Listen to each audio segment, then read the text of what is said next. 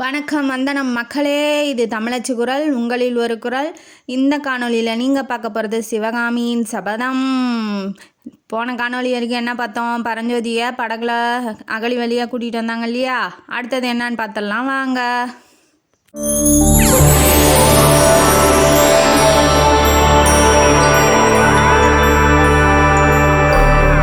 பரஞ்சோதியை படகுலேயே விட்டுட்டு இப்போ ஆயனாருக்கு இன்ட்ரடக்ஷன் கொடுக்குறாரு ஆசிரியர். ஆயனார் மிகச்சிறந்த சிற்பி. அவர் அந்த நாட்டிலேயே ரொம்ப நல்ல சிற்பி, ரொம்ப நல்லா சிலை செதுக்குவார். அவர் நடுக்காட்டில் வீடு கட்டிக்கிட்டு இருக்கிறாப்புல. அதாவது நகரத்தை தாண்டி, டவுனை தாண்டி நடுக்காட்டில் இருக்கிறாப்புல. ஏன் அப்படின்னா, இப்போ நகரத்தில் இருந்தால் நிறைய பேர் நீங்கள் எங்கள் மதத்துக்கு வாங்க, எங்கள் மதத்துக்கு வாங்கன்னு சொல்லி கூப்பிடுறாங்க. அதாவது சைவத்துக்கு வாங்க, வைணத்துக்கு வாங்க, புத்தம், சமணம், சமயம் எல்லாத்துக்கும் கூப்பிடுறதுனால அவருக்கு பிடிக்கல. அது இன்னொன்று அவங்க ஃபேமஸாக இருக்கிறதுனால நிறைய பேர் அவரை பார்த்துக்கிட்டே இருக்கிறதுனால அவருக்கும் வேலை செய்ய முடியல. அதனால் அவர் நடுக்காட்டில் வீடு கட்டி நல்லா வீடெல்லாம் சிற்பக்கலை நிறைந்ததாக இருக்குது. வீடு கட்டி இருக்காப்புல. யாரோடனா தன்னோட தங்கச்சி, தன்னோட பொண்ணு சிவகாமி கூட இருக்காப்புல. ஒரு சிவகாமி ஒரு 3 நாளாக சோகமாக இருக்காங்க. ஏன் என்ன அப்படின்னு தெரியல, பின்னாடி பார்க்கலாம். இப்போ ஆயனார் அப்போ தான் 3 நாள் கழித்து இப்போ தான் டான்ஸ் ப்ராக்டிஸ் பண்ணுறாங்க சிவகாமி.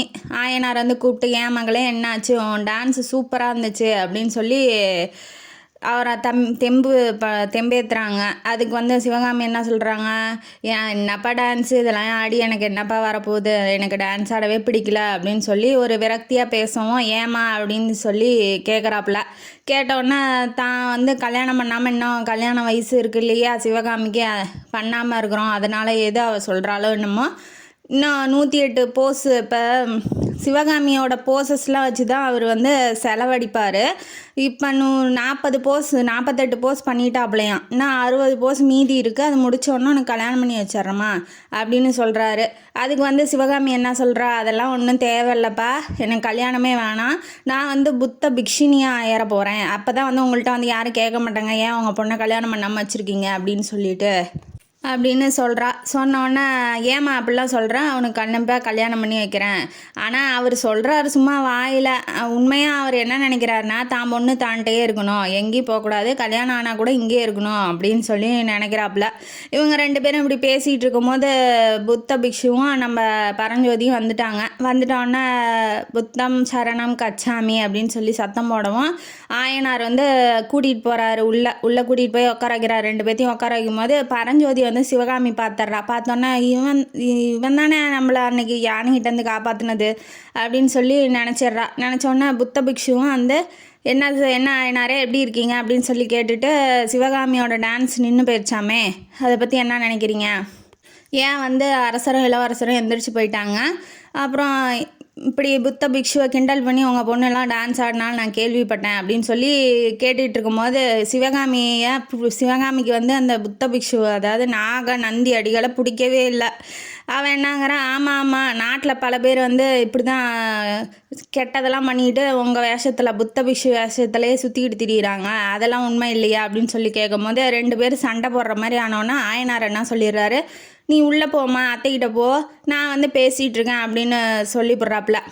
இந்த அம்மா உள்ளே போயிடுச்சா. போனோன்னா அவங்க அத்தையை பார்த்துட்டு, இப்படி 2 பேர் வந்திருக்காங்க, சாப்பாடெலாம் ரெடி பண்ணுங்க அப்படின்னு சொல்லிட்டு, அவளுக்கு வெளியில் போகணுன்னு ஆசையாக இருக்குது. அதனால் காட்டுக்குள்ளே தன்னோட மான் பேர் ரதி, அதை கூட்டிகிட்டு போகிறா. போகும்போது ஒரு தாமரை குளம் இருக்குது, அது குளக்கரையில் உட்காந்து யோசிச்சுட்டு இருக்கும்போது, நம்மளாம் எதுக்கு டான்ஸ் ஆடுறோம் ரதி, அதாவது அந்த மான்கிட்ட எதுக்கு டான்ஸ் ஆடுறோம், நான் யார் பார்த்து ரசித்து என்னை பாராட்டணும்னு நினச்சனோ அவரே பார்க்காம போயிட்டாரு, எனக்கு இந்த டான்ஸ் ஆடவே பிடிக்கல அப்படின்னு சொல்லிகிட்டு இருக்கும்போதே குதிரையில் ஒரு நபர் வராரு. யார் வரதுன்னு அவள் திரும்பி பார்க்கறதுக்கு முன்னாடியே கண்டுபிடிச்சிட்டா. இருந்தாலும் அவள் திரும்பி பார்க்கல, இவர் தான் அப்படின்னு அவளுக்கு தெரியும். அதனால் அப்படியே நின்றுட்டுருக்கா. குளக்கரையில் தன்னோட முகம் அந்த தண்ணியில் தெரியுது. அவர் பின்னாடி நிற்கவும் அவர் முகமும் தெரியுது. யாருன்னு பார்த்தா அவர் இளவரசர் நரசிம்ம பல்லவர் தான் வந்திருக்காப்புல. அப்போ 2 பேரும் லவ்வர்ஸ் அடங்குது. சரின்ட்டு, என்ன சிவகாமி எப்படி இருக்கா அப்படின்னு சொல்லி கேட்க ஆரம்பிக்கும் போது, நீங்கள் என்கிட்ட பேசாதீங்க, நீங்கள் என் டான்ஸும் பார்க்கல, எந்திரிச்சும் போயிட்டீங்க, அதனால் வந்து என்கிட்ட பேசாதீங்கன்னு சொல்கிறா. இவங்க 2 பேரும் எப்படின்னா சின்ன வயசுலேயே வந்து ஒன்றா இருந்திருக்காங்க. அடிக்கடி அரசர் கூட்டிகிட்டு இங்கே வந்திருக்காப்புல. இவங்க வீட்டுக்கு வந்திருக்கவும் அவங்க 2 பேரும் வந்து ஜாலியாக விளையாடிட்டு சிரித்து பேசிட்டு ஃப்ரெண்ட்ஸ் மாதிரி இருந்திருக்காங்க.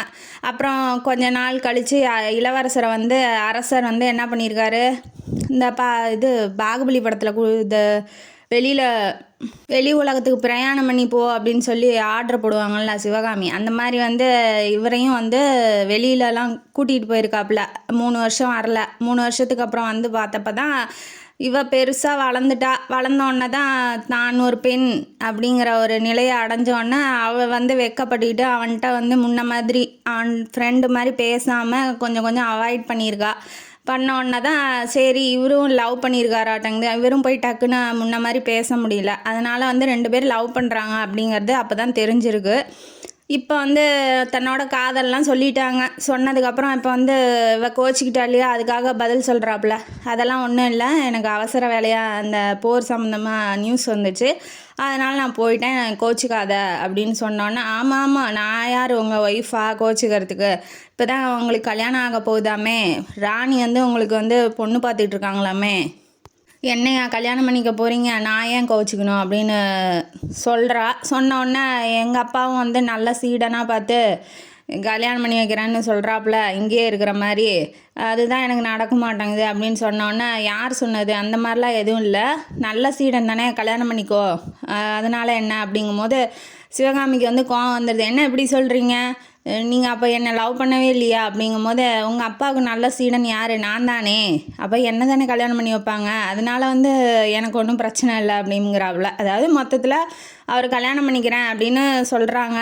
அப்புறம் போர் சம்மந்தமாக இப்போ அந்த கல்யாணம் பேச்சு நின்று போயிடுச்சு இல்லையா. இப்போ வந்து அப்பாவுக்கு வந்து நேரம் பார்த்து நான் நம்மளோட காதலை பற்றி நான் சொல்லிடுறேன், நீ கவலைப்படாத, நான் உன்னையே தான் கல்யாணம் பண்ணிக்குவேன் அப்படின்னு அந்த கையில் வந்து பரஞ்சோதி யானை மேலே எரிஞ்சமத்திய வேலு அது மேலே சத்தியம் பண்ணுறாப்புல. சத்தியம் பண்ணோன்னா நீங்களும் போருக்கு போகிறீங்களான்னு கேட்குறா. ஆமாங்கிறாரு. போய் எதிரிங்கள்லாம் கொண்டுட்டு வரேன், நீ கவலைப்படாத அப்படிங்கும் போது, நீங்கள் போருக்கு போகிறதுக்கு முன்னாடி என்னை வந்து பார்த்துட்டு போங்க அப்படின்னு சொல்லிட்டு இருக்கும்போது ராஜாவோட என்ட்ரி ஆகுது அந்த பக்கம். இவர் சத்தம் கேட்டோன்னா இளவரசர் வந்து கிளம்பிடுறாரு. கிளம்புனோன்னா ராஜாவோட வந்து ஜாயின் பண்ணிவிட்டு முன்னாடி பக்கமாக வராப்புல ஆயனார் வீட்டுக்கு வந்தோன்னா இவளும் உள்ளே போயிடுறாளா. அதாவது இந்த வேலுக்குரிய நபர் யாருன்னு தெரியல அப்படின்னு சொல்லும் போது அவள் வந்து சொல்லிடுறா, அந்த நபர் வந்து என் வீட்டில் தான் இருக்கார் அப்படின்னு சொல்லிடுறா. இளவரசருக்கு இந்த நியூஸு தெரியுது. இப்போ வந்து ராஜா என்ட்ரி ஆகிறாரு. என்ட்ரி ஆனோன்னா எல்லாம் கோஷம் போட்டு ஆயனார் வந்து உள்ளே கூட்டிகிட்டு போகிறாரு. வந்து உக்காந்துட்டு இந்த மாதிரி சிவகாமி டான்ஸில் பாதியிலே எழுந்திரிச்சு போயிட்டோம், மன்னிச்சுக்கோமா அப்படின்னு சொல்லிட்டு தன்னுக்கிட்ட இருக்கிற அந்த முத்து மாலை பையிலேருந்து எடுத்து சிவகாமிக்கு வந்து பரிசாக கொடுக்குறாரு. கொடுத்த உடனே இவன் வாங்க போகும்போது அந்த மாலை வந்து கீழே விழுந்துடுது. எல்லாம் வந்து அபசகுணம் அப்படின்னு சொல்லி நினச்சிக்கிறாங்க. ஆனால் அந்த மாலையை எடுத்து இளவரசர் வந்து கொடுத்துட்றாரு. யாருக்கிட்ட, சிவகாமிக்கிட்ட. அதனால் அவளுக்கு ஒன்றும் பெருசாக அதெல்லாம் ஒரு அபசகுணம்லாம் இல்லை அப்படின்னு சொல்லி, ஏன்னா பிடிச்சவர் தானே கொடுக்குறாரு, அதனால் அந்த லெவலுக்கெல்லாம் அவள் யோசிக்கல. ஆனால் வந்து அரசர் என்ன சொல்லிடுறாப்புல, இந்த நீ புத்த பிக்ஷினி அதாவது சன்னியாசியாக போக போறியாம, அதுதான் நான் உனக்கு நல்லது, நீயும் டான்ஸ் கலையெல்லாம் வளர்க்குறதுக்கு அதுதான் வந்து உனக்கு நல்ல சாய்ஸாக இருக்கும் அப்படின்னு சொல்கிறத கேட்கும் போது இளவரசருக்கு கோவம் வருது. எதுவும் சொல்ல முடியல. அவளுக்கு பிடிக்கவும் இல்லை அவர் சொல்கிறது. இப்போ பார்த்தா அரசருக்கு பிடிக்கலையாட்டங்குதே லவ். தெரியல இவருக்கெல்லாம் தெரியுமா என்னான்னு. அப்படியே எல்லாத்தையும் சுற்றி பார்க்குறாரு. புத்த சிலை பெருசாக இருக்குது. அதையும் பார்த்துட்டு இந்த கடல் மல்லை அதாவது மாமல்லபுரம் இப்போ இருக்கு இல்லையா, அப்போ வந்து அந்த சிற்பம்லாம் பண்ணிக்கிட்டு இருந்திருக்காங்க. இந்த ஆயனார் தான் வந்து பொறுப்பானவர். பொறுப்பை ஏற்றிக்கிட்டு அந்த சிற்பத்தெல்லாம் பண்ணிகிட்ருக்காப்புல. அதனால் வந்து இப்போ போர்க்காலமாக இருக்கிறதுனால நான் போகிறேன் ஆயனார், நீங்கள் வந்து நாளைக்கு வந்து என்னை வந்து பாருங்கள் அப்படின்னு சொல்லிவிட்டு அவரும் வந்து விடை பெறத்துக்காக போகிறாரு. சிவகாமியும் அவரும் வந்து வெளியில் நிற்கிறாங்க. இன்னொன்று சிவகாமியை வந்து நம்ம இளவரசர் பார்த்துட்டு தலையாட்டிட்டு வேலை வந்து தூக்கி பிடிச்சி தலையாட்டிட்டு சிரித்த மாதிரி போகிறாரு. அப்போ தான் அவளுக்கு மனசே குளிருது. உள்ளே போகிறாங்க. போனோடனே அதான் தெரியுது புத்த பிக்ஷுவும் பரஞ்சோதியும் இன்னும் வெளியில் போகல. அப்போ அரசர் இருக்கும்போதும் அவங்களும் இருந்திருக்காங்க. அதாவது புத்த சிலை பார்த்தார் இல்லையா, அந்த சிலைக்கு பின்னாடி இருந்திருக்காங்க. அரசர் பார்த்தாரா இல்லையான்னு தெரியல, பார்க்கலாம் வாங்க. அப்போ வந்து எந்திரிச்சு வரவும் இவங்க என்ன பண்ணுறாங்க, ஏன் போய் ஒளிஞ்சிக்கிறாங்க. இப்போ தான் வந்து அந்த சீன் ஓடுது. இப்போ இவ தாமரை குளத்தில் இருந்தாலே அப்போ வீட்டில் என்ன நடந்துச்சு அப்படிங்கிறத சொல்கிறாங்க. இவன் வந்து பிக்ஷு வந்து சொல்லிடுறாரு, பரஞ்சோதி தான் வந்து சிவனேச செல்வரோட மருமகன், உங்கள் ஃப்ரெண்டோட மருமகன் அப்படின்னு சொன்னோன்னே, அப்படியாப்பா, அதுவும் இல்லாமல் உங்களை யானைகிட்டேருந்து காப்பாற்றினதும் அவர் தான் அப்படின்னு சொல்லி சிவகாமி சொல்லியிருப்பா முன்னாடியே. அதனால் ஓ அப்படியா தம்பி, இனி என் ஃப்ரெண்டு பிள்ளையாப்பா, சீடனாக வந்திருக்கியாப்பா, சரி ரொம்ப நல்லதுப்பா, நான் உனக்கு சொல்லித்தரேன்ப்பா அப்படின்னு சொல்லிடுறாப்புல. சொன்னோடனே அந்த சிவனேச செல்வரோட மருமகன் சொல்லியாச்சா. இப்போ வந்து அவர் பிக்ஷு இருக்கார் இல்லையா, இப்போ குருதட்சணை கேளுங்க அப்படின்னு சொல்லி ஆயனார்கிட்ட சொல்லும்போது, என் ஃப்ரெண்டு பிள்ளை தானே, அவெல்லாம் ஒன்றும் எனக்கு தர வேணாம் அப்படின்னு சொல்கிறாரு. ஆனால் வந்து அவர் கேட்க சொல்லி வற்புறுத்தும் போது என்ன கேட்குறது அப்படின்னு தெரியல ஆயனாருக்கு. அதையும் அவரே சொல்கிறாரு. யார், அந்த பிக்ஷுவே சொல்கிற நாகநந்தி அடிகளே சொல்கிறாங்க. என்னான்னு, அஜந்தா குகை ஓவியங்கள்லாம் எடுத்துகிட்டு வர சொல்ல, பெயிண்டிங்ஸ்லாம் எடுத்துகிட்டு வர சொல்லுங்கள் அப்படின்னு சொல்கிறாப்புல. அதுக்கு வந்து இவன் ஆயனார் என்ன சொல்கிறாரு, ஏன்பா அதெல்லாம் எவ்வளோ தூரத்தில் இருக்குது, அவன் எப்படி ஒருத்தனாக போவான் அப்படிங்கும்போது, யானையை வேல் விட்டும் போதே தெரியலையா அவன் ஒரு மாவீரன் அப்படின்னு சொல்லிட்டு, இதெல்லாம் என்ன அவனுக்கு பெரிய சாதனையா, அதெல்லாம் அவன் போயிட்டு வந்துடுவான் அப்படின்னு சொல்லி பிக்ஷு ஏற்றி விட்றாப்புல. இவங்க 2 பேரும் பேசுகிறது அவனுக்கு பரஞ்சோதிக்கு புரியல. மொட்டை தாத்தா குட்டையில் விழுந்த மாதிரி என்னானே புரியல அவனுக்கு. இது என்ன இப்போ ட்ராயிங்கில் அப்படி என்ன இருக்குது அப்படிங்கும்போது ஆயனார் சொல்ல ஆரம்பிக்கிறாரு. அதாவது 500 வருஷமாக அந்த பெயிண்டிங்ஸ் வந்து அழியாமல் இருக்குது. அவங்க என்ன கலர்ஸ் யூஸ் பண்ணுறாங்க, எந்த மாதிரி கலரில் என்ன சேர்க்குறாங்க, அதனால் அந்த பெயிண்டிங் அழியாமல் எத்தனை நாள் இவ்வளோ வருஷம் எப்படி இருக்குது அப்படிங்கிறத தெரிஞ்சுக்கிறதுக்காக அந்த பெயிண்டிங்ஸ்லாம் வாங்கிட்டு அந்த ரகசியத்தை வந்து தெரிஞ்சுக்கிட்டு வா, அந்த சீக்ரெட் என்ன, அந்த பெயிண்டிங்ஸில் என்ன கலக்குறாங்க அப்படிங்கிறத தெரிஞ்சுக்கிட்டு வர்றதுக்காக இவரை அனுப்பி வைக்கிறதா சொல்கிறாங்க. எங்கள் அஜந்தா வரைக்கும் இல்லை, அந்த நாகார்ஜுன மலை அப்படிங்கிற மலையில் இருக்காங்க புத்த பிக்ஷுங்க. அவங்கள்ட்ட ஒருத்தங்களுக்கு தெரியும்னு இந்த பிக்ஷு சொல்கிறாரு. அதாவது பிளானு இவளே போடுறாரு, செயல்படுத்துறதும் இவளே செயல்படுத்துகிறாரு.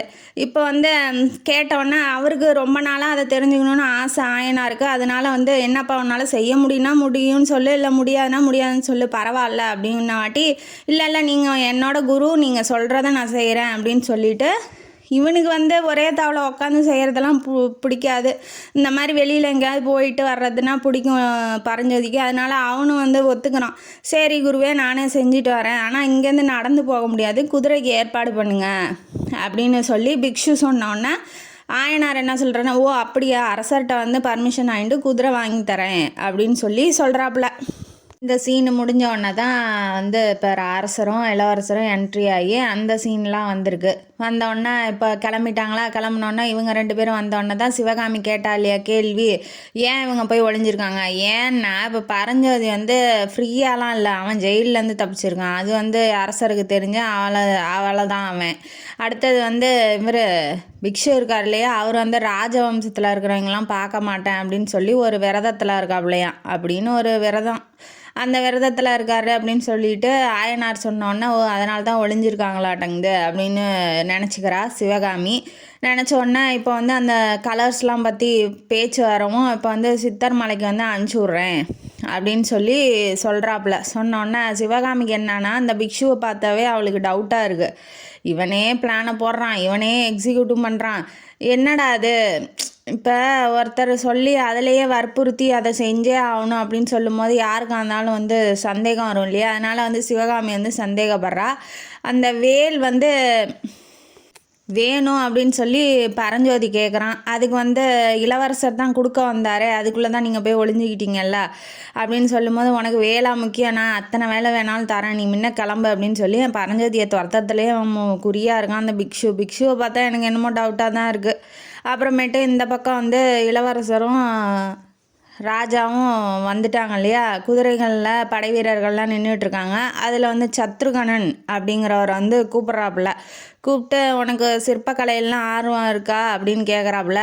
இல்லை எனக்கு சிற்பக்கலையெல்லாம் தெரியாது ராஜா அப்படின்னு சொன்னோன்னா, நீ போய் கற்றுக்கடா போடா அப்படின்னு சொல்லி அந்த அயனார் வீட்டுக்கு வந்து அமுச்சு விட்றாப்புல.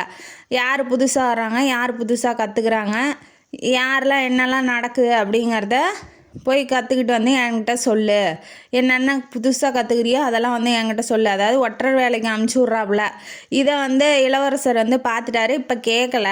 கொஞ்சம் தூரம் முன்னாடி போகிறாங்க. போனோடனே பிக்ஷு என்ன சொல்லியிருப்பாப்புல, இப்போ இவன் வெளியூருக்கெலாம் போகிறதுனால ஸ்டாம்பும் அந்த ராஜாவோட ஸ்டாம்ப் இருக்கும் இல்லையா, அதுவும் 2 குதிரையும் வாங்கி கொடுங்கன்னு சொல்லியிருப்பாங்க.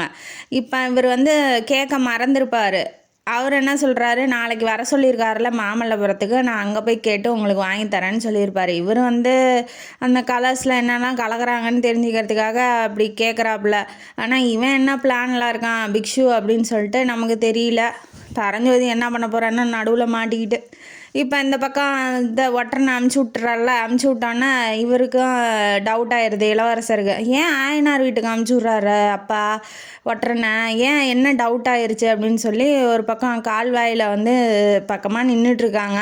நின்றுட்டு இருக்கும்போது கேள்வி கேட்குறாப்பா, என்னப்பா ஏன்ப்பா அமுச்சு விட்டீங்க, என்னாச்சு அப்படின்னு சொல்லி கேட்கும்போது, ஏன் நீ பார்க்கலையா, இன்றைக்கி புத்தர் சிலையை பார்த்துக்கிட்டே வந்து ஆயனார் பேசினார், அது உனக்கு தெரியலையா அப்படின்னு சொல்லி கேட்கும்போது, நான் அதை கவனிக்கவே இல்லை, இவன் தான் சிவகாமியை பார்த்துக்கிட்டு இருந்தானே, அதெல்லாம் அவன் நோட்டீஸ் பண்ண போகிறான். என்ன இருந்துக்கிட்டு, ஓ அப்படியா, அப்போ சிலைக்கு பின்னாடி யாராவது இருப்பாங்கன்னு நீங்கள் ஃபீல் பண்ணுறீங்க. அப்போ நான் நினச்ச மாதிரியே ராஜா வந்து டவுட் ஆயிருக்காரு. இப்போ வந்து சொன்னவும், ஆமாம் அந்த வேல் எறிஞ்சான் இல்லையா யானை மேலே, அந்த பையனாக தான் இருக்கும், அந்த பிக்ஷுவாக தான் இருக்கும். அந்த பிக்ஷு யாருன்னா ஒற்ற நாட்டங்குது, எதிரி நாட்டோட ஒற்ற நாட்டங்குது, பிக்ஷு வேஷத்தில் தெரிஞ்சுக்கிட்டு திரியலாம். அதை வந்து இவர் கண்டுபிடிச்சிட்டாரு. என்னைக்குன்னா அந்த கோயிலில் பிடிச்சாரு பார்த்தீங்களா, அதாவது நீங்கள் போன ஃபஸ்ட்டு காணொளி பார்த்திங்கன்னா நான் சொல்லியிருப்பேன், அதுலேயே தெரிஞ்சிருக்கோம்.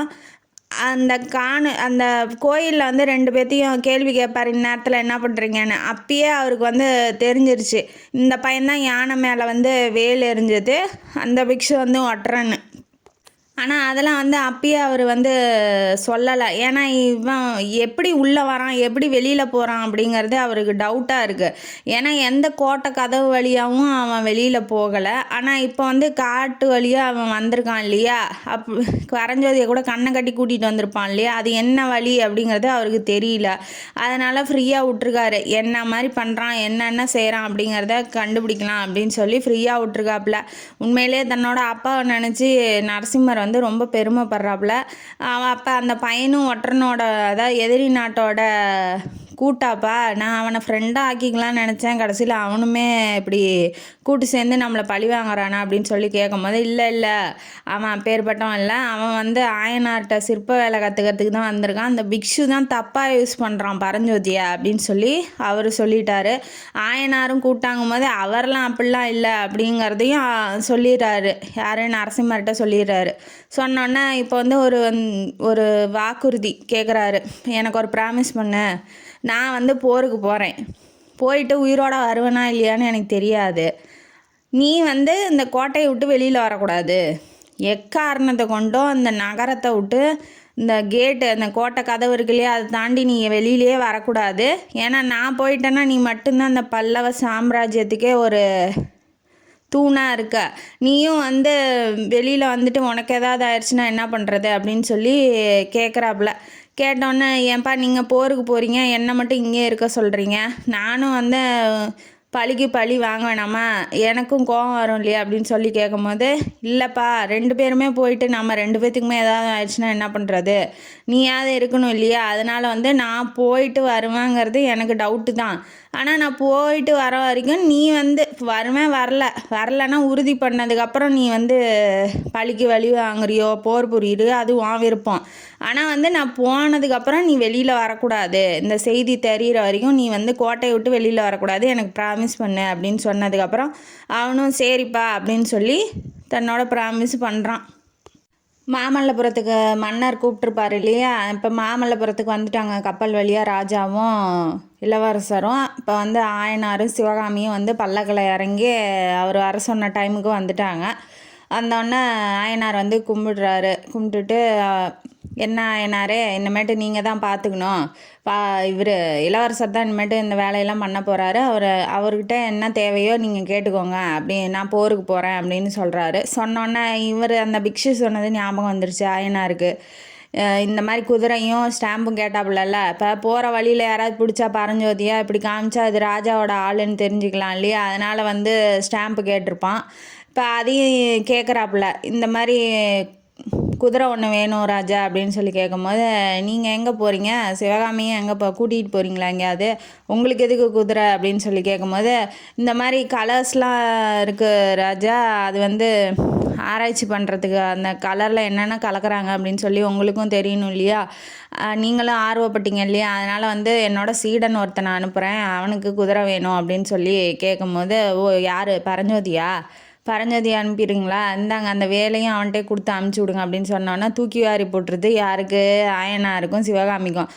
எப்படா இப்படி ராஜா கண்டுபிடிச்சாரு அப்படின்னு சொல்லிட்டு சொன்னோன்னே, நீங்கள் கேட்ட குதிரையும் தரேன், ஆனால் வந்து எந்த காரணத்துக்காக அப்படின்னு சொல்லி கேட்கும் போது தான் இவர் சொல்லுவார், இந்த மாதிரி மலையாக இருக்கா அங்கே புத்த பிக்ஷு யார் நாகார்ஜுன மலையில் புத்த பிக்ஷு இருக்கார், அந்த கலர்ஸ்லாம் பற்றி தெரியுமா அவருக்கு, அவரை பற்றி வந்து அவர்கிட்ட அந்த ரகசியத்தை கேட்டு வர சொல்லி அனுப்புகிறேன் அப்படின்னு சொல்லும் போது அவரும் சரி எனக்கும் ரொம்ப நாளாக தெரிஞ்சுக்கணுன்னு தான் ஆசை அப்படின்னு சொல்லி குதிரையும் கொடுத்துட்டு அந்த வேலையும் கொடுக்குறாப்புல, இதையும் கொடுத்து அனுப்புங்க அப்படின்னு சொல்லிட்டு. சிவகாமிக்கு என்னன்னா, இவருக்கு போருக்கு போகிறான்னொன்னே இளவரசர் வந்து தனியாக தானே இருக்க போகிறாரு, இனிமேட்டு பொறுப்பெல்லாம் அவர்கிட்ட தானே இருக்கும், எந்த தடையும் இருக்காது, நம்ம ஃப்ரீயாக அவரை போய் பார்த்துட்டு பேசலாம் அப்படிங்கிற மாதிரி தோணிட்டு அவளையே பார்க்குறா. ஆனால் வந்து இளவரசர் பார்க்க மாட்டேங்கிறாரு, அவருக்கு கோபமாக வருது. இப்போ சிவகாமி வந்தப்போ அவளை வந்து போய் கூட்டிகிட்டு வரலாம், வரவே இருக்கலாம் அப்படிலாம் அவர் தோணுது. ஏன் நம்ம ராஜகுலத்தில் பிறந்தோம், ஏன் ராஜாவாக இருக்கிறோம், ஒரு சிற்பியாக இருந்திருக்கலாமேங்கிறதும் தோணுது. அதுக்கப்புறம் என்ன பண்ணுறாரு, இவர் போருக்கு போகலன்னு சொன்னோன்னே அவள் கொஞ்சம் சிரிச்சிருப்பா சந்தோஷத்தில். இப்போ இவருக்கும் கோவம் வந்துடுது. அதனாலையும் நமக்கு போருக்கு போகாது, இவளுக்கு கொஞ்சம் என்ன வருத்தப்படாமல் சந்தோஷப்படுறா அப்படிங்கிற மாதிரி அவர் ஃபீல் பண்ணுறாரு. ஃபீல் பண்ணிவிட்டு அவர் முகத்தையே பார்க்கலையா, இவன் என்ன பண்ணுறா, ஒரு பாறையில் போய் அந்த தாமரை குளம் ரதி அந்த மான் இருந்துச்சு இல்லையா, அந்த மாதிரி வரைஞ்சி வச்சுட்டு போனோடனே இளவரசரும் அந்த ஓவியத்தை வந்து பார்க்குறாப்புல. பார்த்துட்டோன்னே அந்த சீன்லாம் முடிஞ்சிடுச்சா. ஏன்னா வந்து கோட்டையை விட்டு வெளியில் போகக்கூடாதுன்னு சொல்லிட்டா. இவ வந்து என்ன நினைக்கிறா, இங்கே தனியாக தான் அதாவது அந்த மாமல்லபுரத்துலேயே அந்த ஆயனாரையும் சிவகாமியும் தங்க சொல்லிட்டாப்புல ராஜா. இப்போ அவர் இங்கே வர முடியாது இல்லையா கோட்டையை தாண்டி, அந்த கவலையும் அவருக்கு. இதெல்லாம் இந்த சீனு முடிஞ்சோடனே இப்போ வந்து பரஞ்சோதி வந்து கிளம்ப போகிறான், எங்கே சித்தர் மலைக்கு கிளம்ப போகிறான் அந்த ஓவியத்தை பற்றி தெரிஞ்சுக்கிறதுக்கு. என்ன நடக்க போகுது போகிற வழியில், இல்லை அந்த சிவகாமி என்ன பண்ண போகிறா, ராஜா சொன்னதை மீறி இளவரசர் கோட்டையை தாண்டி வந்துடுவாரா அப்படிங்கிறதெல்லாம் அடுத்த காணொலியில் பார்க்கலாம். இந்த காணொலி உங்களுக்கு பிடிச்சிருந்தா லைக் பண்ணுங்கள், ஷேர் பண்ணுங்கள், சப்ஸ்கிரைப் பண்ணுங்கள். நன்றி மக்களே.